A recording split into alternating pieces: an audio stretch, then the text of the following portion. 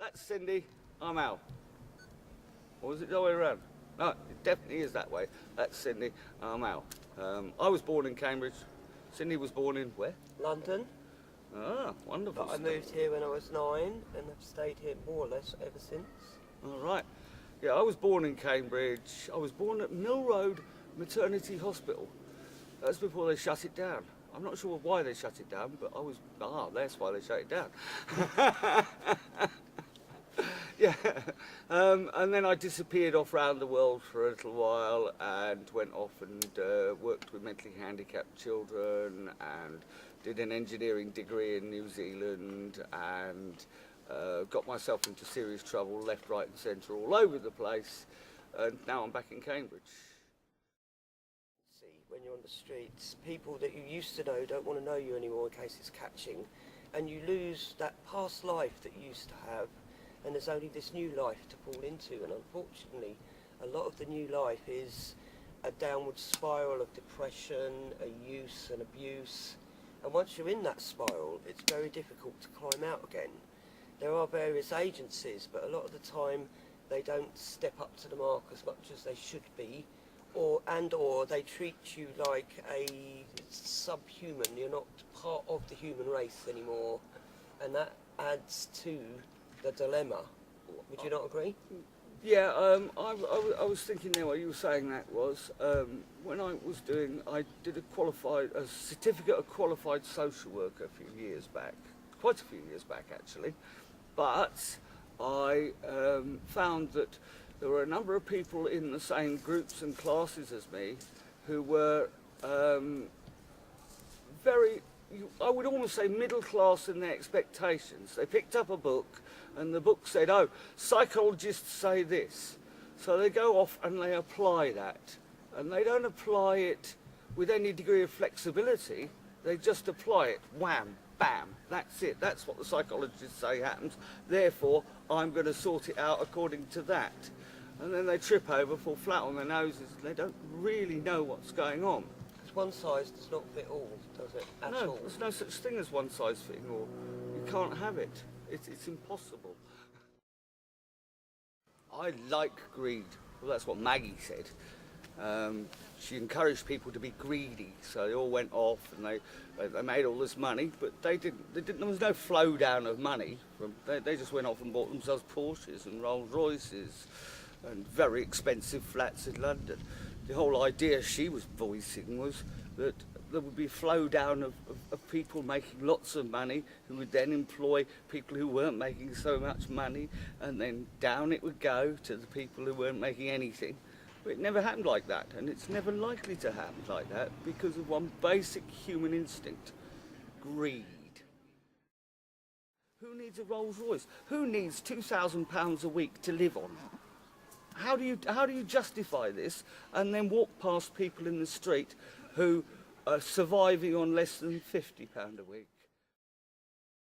Talking of greed, that's a particular bee in my bonnet at the moment, because there's been a recent council decision that they're going to use £4.5 million that was earmarked for charities and good causes to get superfast broadband on the back of, oh, it will be good for businesses and it will make more jobs.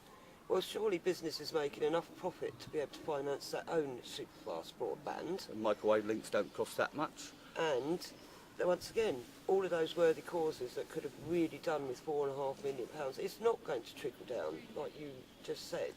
It's not going to make businesses any better and create any more jobs. All it's going to do is benefit businesses to make more profit.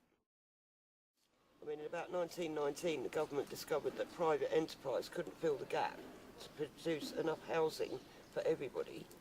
And the government learned at that point that they had to have a governmental housing policy. And our governments, the last two governments, have gone completely the opposite, turned it back over to the private sector, and now we're slap bang in the middle of the biggest housing crisis. These rent-to-buy systems and it's that the white kind of elephant thing. in the room that nobody is acknowledging. The man who wants people to live in caravans and on boats. Well, how about people who are ill, who have children? About 75% of our population is automatically unfit to live on a boat because you have to have that physical fitness.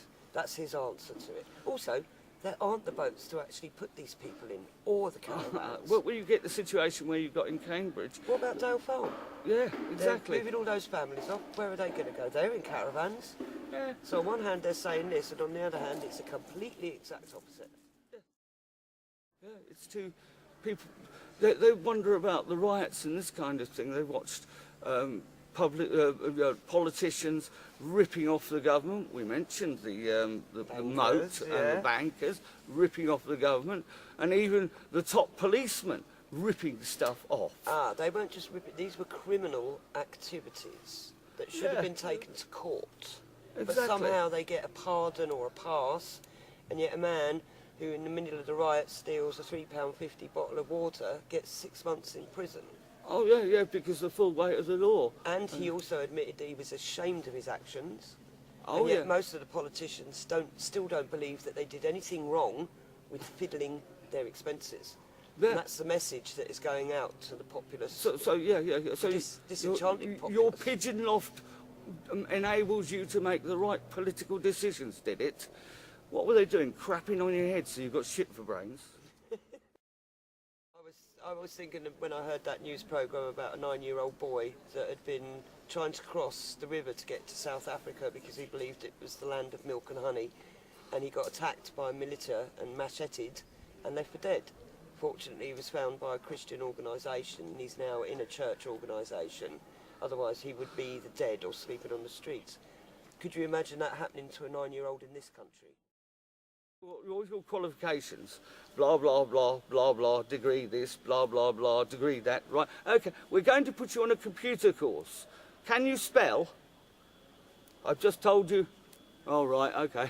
Yeah, like, they haven't heard a word you're saying and they're not interested. They just want to get the money from the government for you doing a computer course. If they put you through a computer course and you go whoosh straight through it, it makes them look good. I had it in jail. I was asked to do some O-levels. I've got them already, thank you. And they literally said to me, yes, but if you do some O-levels, it'll push our figures up and we'll get more money next year. We know we don't have to teach you, but the ones that we do, you know, and they tried to make it sound like it was, if I was doing some good for other people. No, I wasn't. I was taking other people's places on the education system so they could run a little scam. We've got box-sticking society. Yes, I like to tick some box. Have you got an AK-47? Yes. Has it got ammunition in it? Yes. Are you prepared to use it? Done.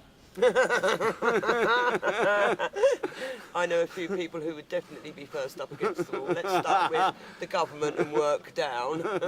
Yeah.